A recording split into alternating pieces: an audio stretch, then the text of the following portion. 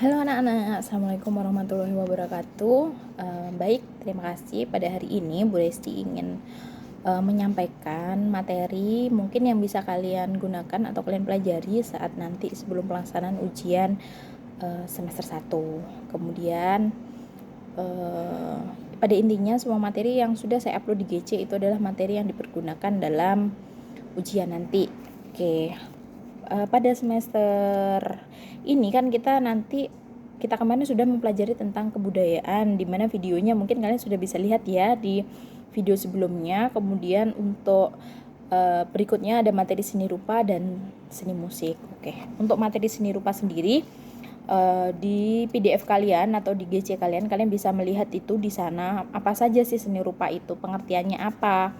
Kemudian yang perlu kalian ketahui juga unsur dari seni rupa itu ada apa saja. Kemudian kalian juga mempelajari tentang bagaimana membuat karya seni rupa itu, contohnya ada apa saja. Oke, di materi itu kemarin ada jenis-jenis seni rupa juga.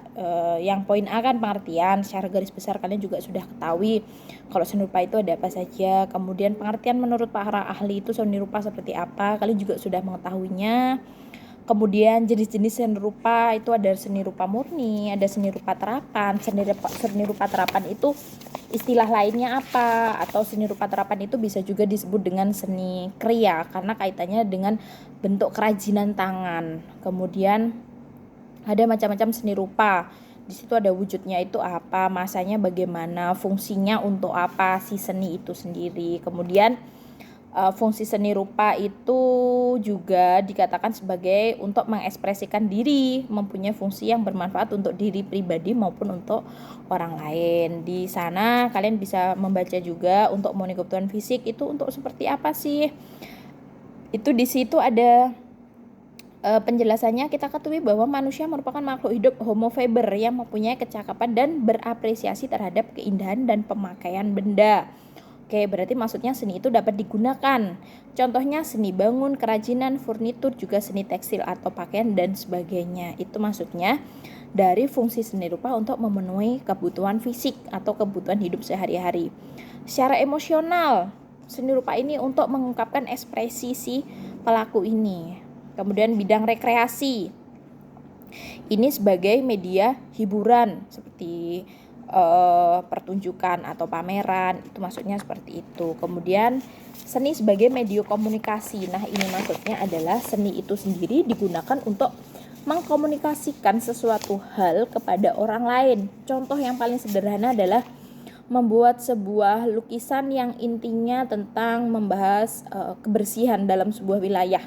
Dibuatlah lukisan digambarkan dengan terjadinya banjir, efek dari ulah manusia yang membuang sampah sembarangan. Nah, itu maksudnya sebagai media komunikasi. Kemudian seni dapat memberikan pendidikan. Nah, inilah seni di dalam dunia pendidikan itu yang sekarang sedang kalian pelajari atau kalian alami atau yang sedang kalian fungsikan.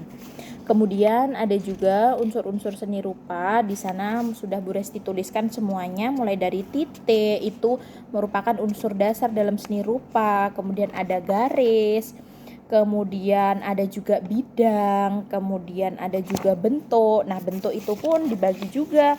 Di sana ada bentuk geografis dan non geografis. Kalau geografis itu lebih ke bentuk yang nyata atau kubistis dan silindris. Maaf. Jadi bentuknya seperti itu. Kalau untuk non geometris itu mengikuti bentuk yang ada di alam seperti hewan, manusia, tumbuhan dan segala hal apa yang ada di alam ini. Tuh. Kemudian ruang. Nah, ruang ini adalah unsur seni rupa yang mempunyai dua sifat di dalam ilmu seni rupa, dua dimensi. Ruang itu bersifat nyata. Oke. Kemudian warna. Nah, ini perlu diperhatikan. Warna itu dibagi menjadi beberapa. Di sini ada warna primer. Nah, warna primer itu merupakan warna induk atau warna pokok. Contoh dari warna primer adalah merah, kuning, dan biru. Selain warna primer ada juga warna sekunder. Ini adalah percampuran dua warna primer sehingga membentuk warna baru. Untuk tersier itu sendiri pencampuran dari segala macam warna, sekunder dengan sekunder, primer dengan primer, primer dengan sekunder. Analogus, warna yang terletak secara berdampingan dalam satu lingkaran.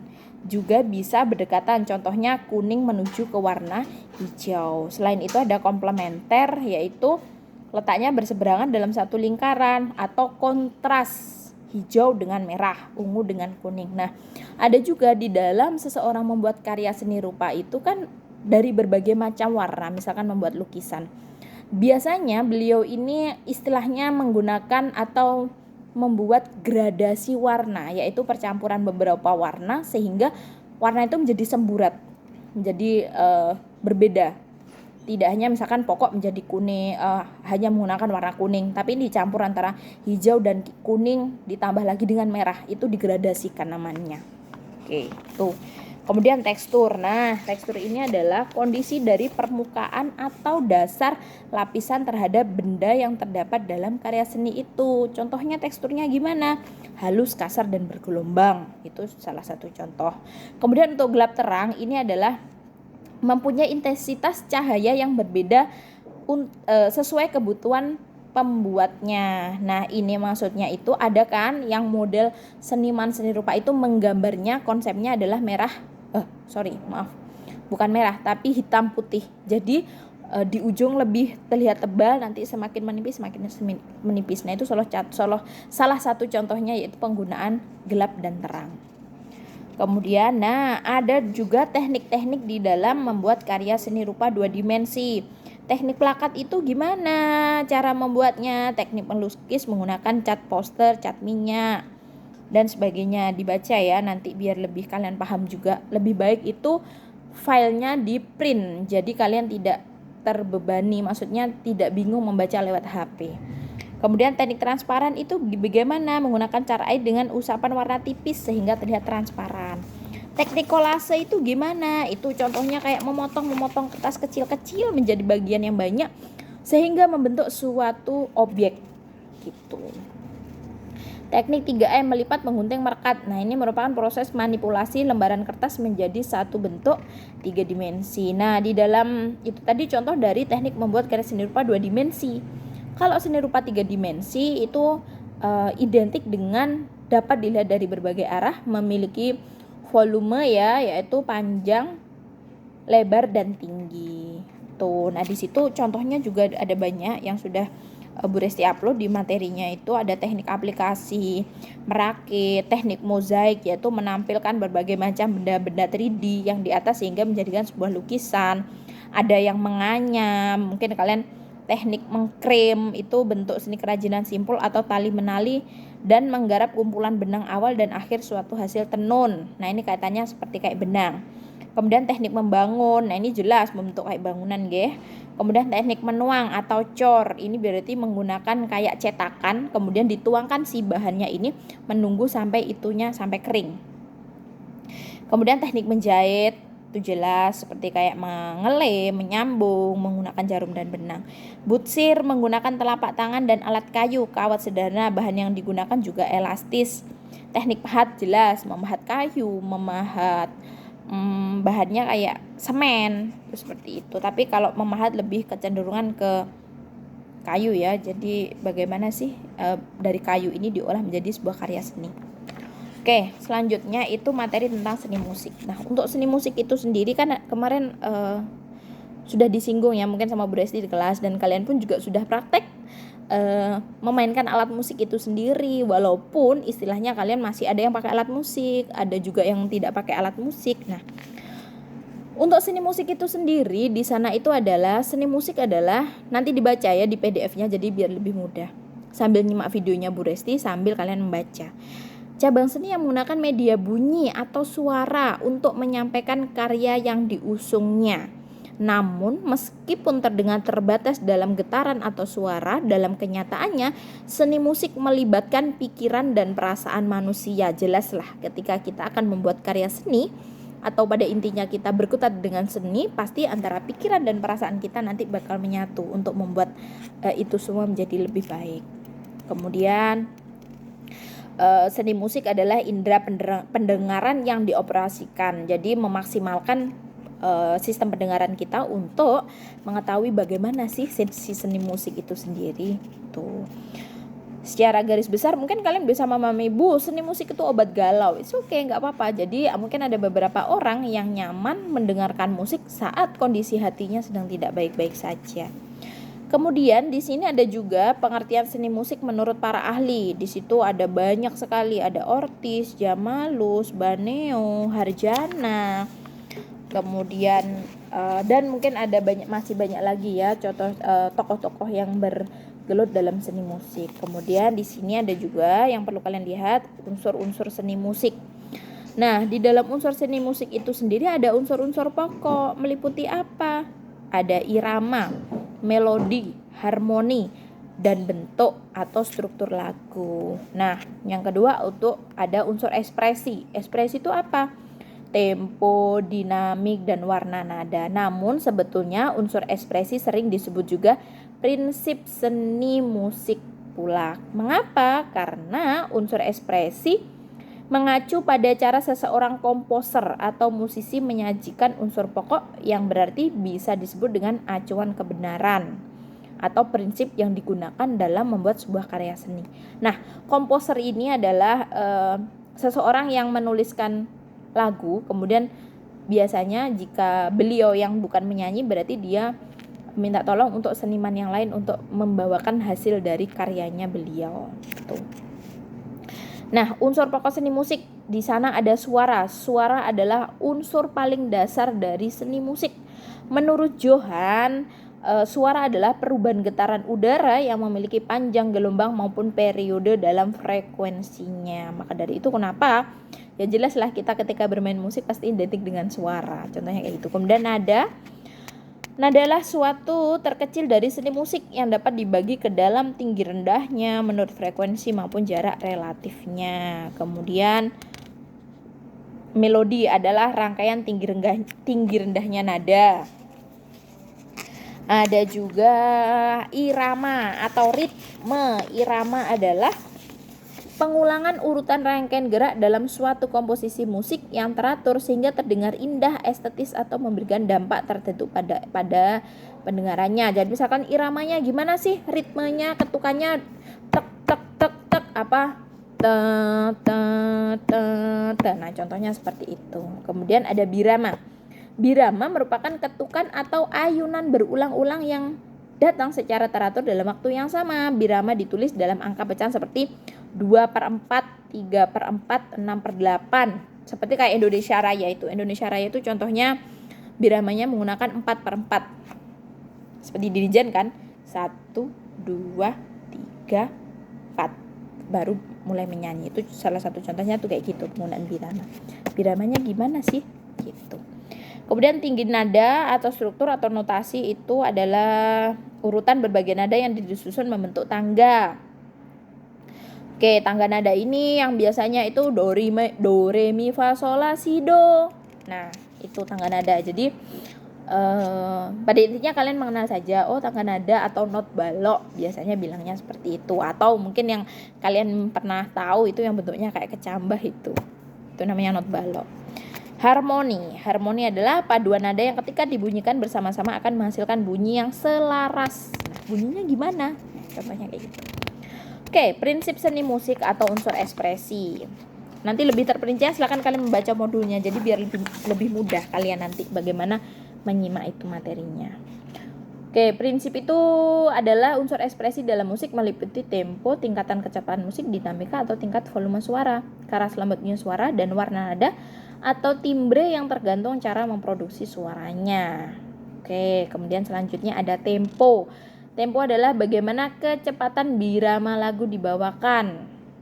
Kemudian macam-macam tempo yang mungkin sempat Bu Desti bahas dalam kelas, ada presto, allegro, vivace, moderato, andante, ada gio, lento, ada largo, itu masuk dalam tempo. Nah, sedangkan dinamik adalah kuat lemahnya penyajian musik. Jadi bagaimana sih musik itu bisa bersuara kencang atau tidak. Kemudian ini, semakin keras musik, semakin kuat tingkat ketegangannya. Sebaliknya, semakin lembut, maka semakin lemah tingkat ketegangannya. Jadi, bagaimana sih musik ini, kalau semakin kuat berarti ketegangannya juga semakin tinggi gitu. Nah, macam-macam dinamik pun juga ada beberapa. Di sini ada fortissimo, forte, mezzo forte, mezzo piano, piano, pianissimo. Jadi kalian bisa membedakan. Kalau di tempo tadi ada presto, allegro dan sebagainya. Kalau di dinamik itu ada fortissimo, forte, mezzo, mezzo piano. Jadi bisa membedakan. Kemudian ada lagi timbre atau warna nada. Nah, ini adalah maksudnya kualitas atau warna bunyi atau mudahnya ciri khas bunyi yang terdengar bermacam-macam. Timbre yang berbeda dapat dihasilkan oleh cara memproduksi nada atau bahan sumber bunyi yang berbeda pula. Jadi kaitannya ini kan mungkin ada ya suaranya, karakternya walaupun cowok tapi suaranya lembut banget. Nah, itu salah satu contoh warna nada. Tapi ada juga kayak contoh tantri kotak itu, band kotak itu kan tantri itu vokalnya cewek, tapi dia kecenderungan suara atau warna nadanya kayak cowok, melengking tinggi. Itu salah satu contohnya tuh seperti itu.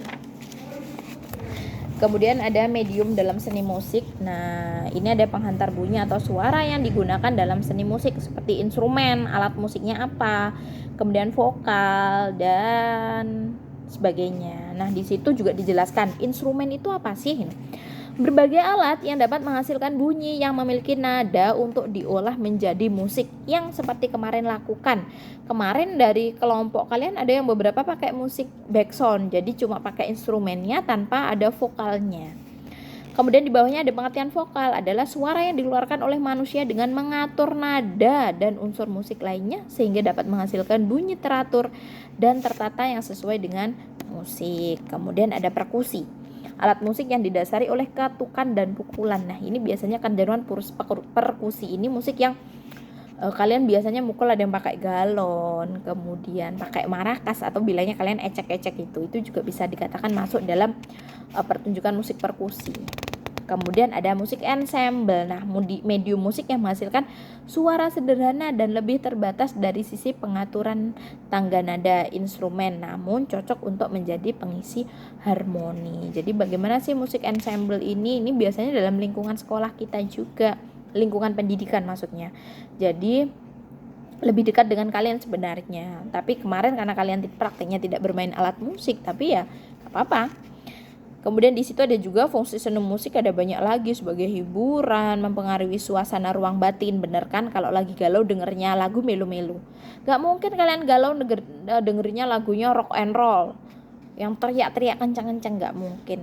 Atau lagi kalau suasana hatinya lagi senang, bahagia, biasanya tempo lagunya juga lebih cepat, dang dang dang dang dang. Nah, lebih energik. Contohnya kayak gitu. Kemudian memberikan semangat, jelas. Ada juga mungkin yang karakternya sama kayak Bu Resti ya, belajar kalau pakai musik itu lebih menyenangkan, lebih terserap. Kemudian dapat mengurangi depresi atau membuat hati kita lebih tenang. Kemudian terapi kesehatan juga bisa juga. Kemudian, nah ini yang mungkin pernah Bu Resti bahas, memiliki pengaruh terhadap peningkatan kecerdasan manusia dan mencegah hilangnya daya ingat. Nah, mungkin ini yang kaitannya dengan ibu hamil yang kalian mungkin pernah tahu ya, didengerin musik barat, Mozart, itu yang kayak cuma instrumen itu musiknya, jadi kayak cuma piano, terus biola, saxophone, itu karakter musiknya kayak gitu. Yang musik Mozart itu mungkin kalian browsing deh, nanti ada juga yang diperdengarkan dengan ayat-ayat suci Al-Quran tapi dalam bentuk MP3. Nah, itu salah satu fungsinya tuh seperti itu. Ternyata dari dalam janin aja seorang bayi itu diperdengarkan musik. Nah, salah satu contohnya seperti itu. Kemudian ada juga jenis-jenis seni musik. Nah, itu macam-macamnya itu ada banyak. Ada dua. Itu di situ ada musik diatonik atau diatonis, yang contohnya meliputi kayak musik gender sebenarnya, kayak jazz, klasik, rock itu gender atau aliran musik ya. Jadi aliran musiknya tuh kayak apa? Ada jazz, klasik, rock, pop, country, blues, atau R&B, folk. Nah, untuk jazz sendiri itu biasanya untuk musik elit ya. Kenapa berarti bilang elit? Karena tidak semua orang nyaman dengan musik jazz, hanya orang-orang tertentu. Jadi biasanya kayak kalangan pemilik perusahaan kayak gitu, itu biasanya nyaman seperti itu. Musik klasik itu musik yang lebih tempo dulu ya. Jadi tapi Ada orang yang suka, tapi ada juga beberapa orang yang tidak terlalu menyukai. Yang paling netral itu sebenarnya musik pop. Jadi semua orang mulai dari anak kecil atau anak bayi itu sebenarnya musik pop itu paling nyaman di telinga kita. Jadi nggak cuma di Indonesia tapi mendunia. Musik rock juga demikian. Kalau ada kalian yang suka rock, pasti sukanya musik rock kayak lagu kelompok barat yang musiknya rock itu siapa ya? Bon Jovi. Kalau di Indonesia ada Slank. Nah, kayak gitu. Itu kalau orangnya suka ya suka, nyaman dengerin. Tapi kalau orang yang enggak suka ya apa sih ini kok teriak-teriak enggak jelas. Nah, contohnya kayak gitu. Nah, di situ genre musik itu masuk di dalam musik diatonik atau diatonis. Nah, untuk musik pentatonik atau pentatonis itu terdiri dari 5 nada per oktav. Sedangkan tadi yang diatonik tadi ya itu ada 7 nada. 7 tanda nada standar itu ada C, D, E, F, G, A, dan B gitu.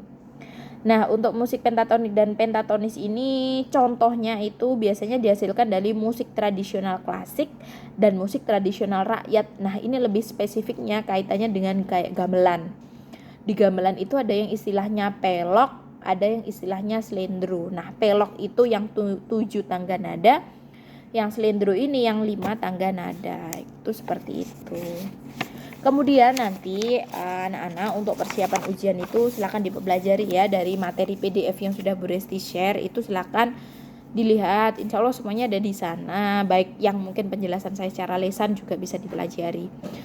Selain itu yang materi tentang kebudayaan tolong dilihat lagi, di review ulang lagi. Untuk yang kelas sambungan dari Bu Resti nanti saya upload di GC-nya setelah ini ya. Jadi kalian cek juga di GC ada materi tambahan yang kaitannya dengan materi kebudayaan. Itu ada nanti. Mungkin yang dulu kelasnya Pak Hari terus nyambung di Bu Resti itu loh Rek. Yang dari awal sudah kelasnya Bu Resti kan materinya sudah saya upload. Itu seperti itu.